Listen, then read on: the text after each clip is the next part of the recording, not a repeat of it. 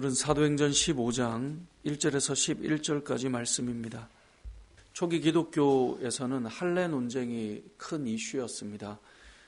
우리가 지금 이 할례 논쟁은 우리가 경험하지 않기 때문에 크게 와닿지 않을 수 있지만, 이 초대교회 당시에 이 기독교를 예수님을 믿는 사람들에게는 이 할례 논쟁은 큰 이슈였고, 그것이 늘 그들에게는 큰 갈등을 불러일으키곤 했었습니다.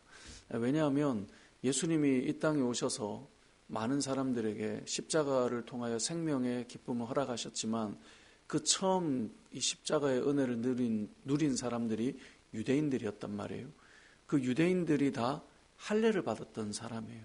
그들은 하나님의 선택한 백성이다라는 그 믿음 아래 할례를 다 받았고, 그 할례 받은 자들이 초기 기독교의 신앙을 받아들였기 때문에 당연히 다 할례를 받은 사람들이겠죠. 그러다가 예루살렘 교회에 핍박이 있고 이들이 흩어져서 이방 사회에도 복음이 전해지다 보니 당연히 처음에 많은 이들이 할례를 받은 상태에서 예수님을 받아들이는 이방인들이 나오니 너희도 할례 받아야 돼. 왜냐하면 다 할례를 받은 사람들이니까. 그런 어떤 이슈들이 컸던 것이죠. 그래서 오늘 본문 1절에 이러한 논쟁들이 지금 시작된 겁니다. 어떤 사람들이 유대로부터 내려와서 형제들을 가르치되 너희가 모세의 법대로 할례를 받지 않으면 능히 구원을 받지 못하리라. 분명히 예수를 믿고 그 구원의 은혜를 받고 성령의 임재까지 경험했지만 이야기하는 거예요. 1절 말씀처럼 너희도 할례를 받아야 돼. 그래야 진짜 구원이 완전히 이루어지는 거예요. 이게 할례의 큰 이슈였고 논쟁이었던 것이죠. 이 말을 들었던 바울과 바나바는 그거 아니다. 그래서 2절을 보세요. 바울 및 바나바와 그들 사이에 적지 아니한 다툼과 변론이 일어난지라. 부딪히는 일이 일어난 거죠. 교리적인 문제, 신앙적인 문제, 갈등들이 시작된 것입니다. 그러면 신앙생활을 하다 보면 믿음에 대한 갈등과 뭐가 맞는 것인가에 대한 이런 다툼과 변론들은 사실상 일어날 수가 있어요. 뭐가 더 맞는 것인가, 진리를 향해 걸어갈 때 과연 이렇게 가는 것이 맞는 것인가, 그런 고민과 갈등들이 일어날 수 있는 거죠. 그래서 바울과 바나바와 또 당시에 이 율법이 중요하다라고 하는 사람들과 이 부딪힘이 있었던 거예요. 문제는 변론이 있고 다툼이 있는 게 문제가 아니라 이런 일이 일어났을 때 중재하고 답을 내려주고 해결해 줄 사람이 있어야 되는데 이제 그 부분이 없을 때 진짜 문제가 일어나는 거죠. 바울과 바나바도 지금 이런 문제가 일어날 때 어떻게 해결하기로 합니까?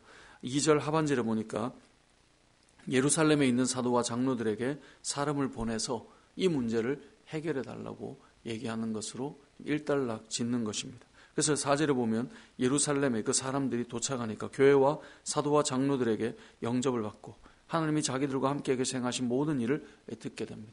그러니까 예루살렘 교회에 있는 사도들과 장로들이 이 문제를 해결해 주는 것이죠. 5절에 바리새파 중에 믿는 사람들은 맞네, 할례를 행하고 저들도 모세율법을 지키라 명하는 것이 마땅하네. 이제 예루살렘 교회 안에도 이 두 가지의 논쟁에 서로 다른 의견을 가진 사람들이 있는 것이죠. 앞서 말한 대로 교회도 여러 가지 생각과 고민과 갈등이 있을 때 이것을 해결해 줄 교회 리더나 어른들이 필요하다는 것을 오늘 본문을 통해 우리가 기억할 수 있어야 합니다. 생각은 다양할 수 있는데 교회가 그 생각들을 신앙적으로 성경적으로 말씀을 통해 그것을 잘 해결하고 풀어줄 그런 어른이 필요하고, 우리가 교회를 위해 기도할 때 교회 안에 여러 생각의 차이가 있을 때 신앙은 이것이 바른 것이고 또 우리가 어떤 이 말씀을 가지고 어떤 생각으로 이런 어려움들을 풀어가야 하는가, 우리 그런 어른들이 교회에 잘 세워질 수 있도록 기도하는 것이 교회를 위한 기도하는 제목 중에 중요한 제목일 것입니다. 자, 그렇게 해서 이 문제를 이제 해결하기 위해 사도와 장로들이 이 일을 의논하기 위해 모입니다. 6절을 보세요. 사도와 장로들이 이 일을 의논하러 모여. 그 다음 7절에 이렇게 표현해요. 많은 변론이 있은 후에. 그러니까 지금 사도와 장로들도 많은 변론이 있었다라고 하는 것은 이 문제가 답을 그냥 쉽게 내릴 수 있는 답은 아니었다는 거예요. 요즘 우리가 볼 때는 지금 이 할례 논쟁은 사실 아무것도 아니에요. 예수를 믿는 그 믿음으로 구원받는 거지. 우리가 예수를 믿었다고 해서 할례 받아야 돼라고 하는 사람이 등장하면 말도 안 되지라는 생각을 우리는 하게 될 거예요.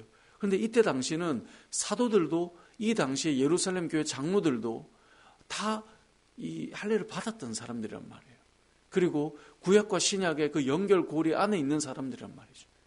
그래서 이들은 이것이 많은 변론이 필요했고 고민과 생각이 필요했던 시점의 사람들이에요. 항상 이 변화라고 하는 것은요, 초기의 이 변화는 고민과 갈등을 일으키게 돼요. 지금 돌아보면 아무것도 아닌데 그때는 그게 너무나 중요한 이슈고 문제인 것들이 늘 일어나요. 그래서 이 변화의 어떤 지점에 있는 사람들은 그런 갈등들이 늘 일어나요. 근데 그 갈등 속에 이게 문제가 안 된다라고 하는 그 걸음을 내딛는 사람이 있을 때 변화가 쉽게 일어날 수 있는 거죠. 교회 공동체도 마찬가지입니다. 제가 어린 시절에 이 교회 안에는 악기 논쟁이 참 컸었어요. 교회에 이런 악기가 들어올 수 있는가? 찬양할 때 이런 악기들을 사용할 수 있는가? 예를 들면 기타가 들어왔을 때 아니 어떻게 교회에 피아노와 오르간만 있어야지 세상에서 이렇게 즐기는 기타라고 하는 악기가 교회 강단에 올라와 서서 그것이 연주될 수 있는가? 그 다음에 또 이슈가 되고 논쟁이 됐던 것이 드럼이었어요. 드럼을 과연 예배 시간에 쳐도 되는가? 이게 지금은 아니 그런 논쟁이 있었단 말인가? 라고 말할 정도로 아무것도 아닌데요. 그 시절에는 그게 너무나 중요한 문제였어요. 그걸 쓸 수 있느냐 마느냐. 그걸로 교회들이 엄청 부딪혔고요. 과연 그런 악기를 사용하는 것이 하나님께서 기뻐하실 일인가? 이게 논쟁이었단 말이죠. 우리가 교회 공동체를 생각해 보면 지금 우리의 머릿속에 지금까지 흘러왔던 관습과 관례라고 하는 것이 우리의 머리를 가둬놓는 것들이 있어요. 근데 그것이 신앙적으로 볼 때 아무 문제가 안 되기 때문에 뛰어넘는 공동체가 있는 반면에 그걸 못 뛰어넘는 공동체가 있어요. 그래서 거기 갇혀 있는 거예요. 당연히 그래야 되고 그게 편안하고 그게 내 마음에 위안을 주는 거죠. 근데 항상 그런 과도기가 늘 있죠. 그런데 오늘 본문에 등장하는 사도와 장로들, 유대인들은 단순히 관습의 문제가 아니라 이들이 지키고 받아들이고 믿어왔던 율법의 문제니까 얼마나 이것을 깨트리는 것이 힘들었겠습니까? 그러다 보니 이 할례 논쟁이 6절에 사도와 장로들이 의논하러 모여서 이들조차도 7절에 많은 변론이 있은 후에 답이 내려졌다라는 것이죠. 그 답이 무엇입니까? 베드로가 일어나서 말하는데 우리가 앞에 베드로가 어떤 사건이 있었는지 알죠. 이방인 고넬료의 집에서 그들에게도 성령이 임하여서 예수를 믿고 세례받는 일들이 일어나는 것을 경험하지 않았습니까? 그래서 이 이야기를 하는 겁니다. 11절 그러나 우리는 그들이 우리와 동일하게 주 예수의 은혜로 구원받는 줄을 믿노라 하니라. 결국은 구원은 어떻게 왔습니까? 은혜로 받는 거예요. 믿음을 통하여서 은혜로 구원받는 것이지 율법을 통해 할례를 통해 구원의 완성이 이루어지는 것은 아니다라고 베드로가 말하고 있는 것입니다.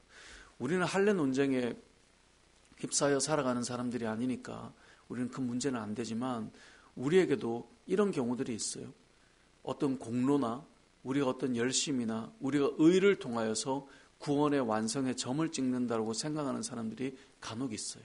예수를 믿지만 그래도 그 믿음으로는 안 될 것 같은 거죠. 그래서 우리의 의와 우리의 공로가 어떤 점을 찍어야 구원의 완성이라고 생각하는데 오늘 베드로는 분명하게 이렇게 말합니다. 그들이 우리와 동일하게 주 예수의 은혜로 구원받는 줄을 믿노라. 그러니까 은혜로 구원받는 거예요. 공로로 구원받는 것이 아니라.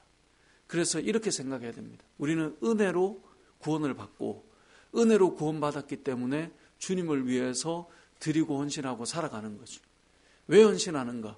구원을 완성하기 위해 헌신하고 구원을 완성하기 위해 어떤 하나님 앞에 공로를 드리는 것이 아니라 은혜 받은 자로서 마땅히 그렇게 살아가는 삶으로 바뀌어져 가는 것. 이것이 신앙의 모습인 것이죠. 그래서 오늘 본문의 결론은 무엇입니까? 구원은 공로가 아닌 은혜로 받는 것이다. 그리고 은혜 받은 자들이 주를 위해서 말씀을 따라 살아가고 주를 위해 헌신하며 살아가는 것이다. 이것이 오늘 본문이 우리에게 주는 말씀인 것입니다. 말씀을 맺겠습니다. 오늘 본문에는 교회가 세워질 때는 그 안에 여러 가지 논쟁과 변론이 일어날 수 있는데 그것을 해결할 수 있는 엘더들이 있는가? 리더들이 있는가? 사도와 장로들처럼 그 역할을 하는 사람이 있는가? 교회 공동체는 사실 너무나 중요하다라는 것을 오늘 본문을 통해 우리가 알게 되는 것인데요. 이러한 변론과 논쟁은 항상 그 과도기나 어떤 것에 매여 있는 관습이나 우리는 율법에 매여 있는 사람들은 아니니까요. 그것을 벗어나지 못한 채 그것이 진리인 것처럼 생각하는 그 사고 속에 그것이 구원과 관련이 없으며 그것은 구원받은 자들이 주를 위해서 살아가는 어떤 하나의 방편일 수는 있다라고 하는 것을 오늘 본문이 우리에게 알려준다는 것을 기억하시면서 저와 여러분이 우리가 예수를 믿는 그 믿음의 은혜로만 구원받는다라고 하는 것이 교회 공동체 안에 흔들리지 않아서 저와 여러분이 늘 은혜로 살고 또 그 은혜로 누군가가 살아나고 그 은혜가 공로가 임하기 전에 그 사람이 열심히 시작되기 전에 하나님의 은혜가 임하여서 하나님의 자녀가 되는 구원의 역사가 먼저 출발점이라는 것을 우리가 믿음으로 받아들여 그 은혜에 감격하고 감사하며 살아가는 믿음의 공동체로 세워져가는 그런 은혜가 있으시길 주님의 이름으로 축복합니다. 아멘.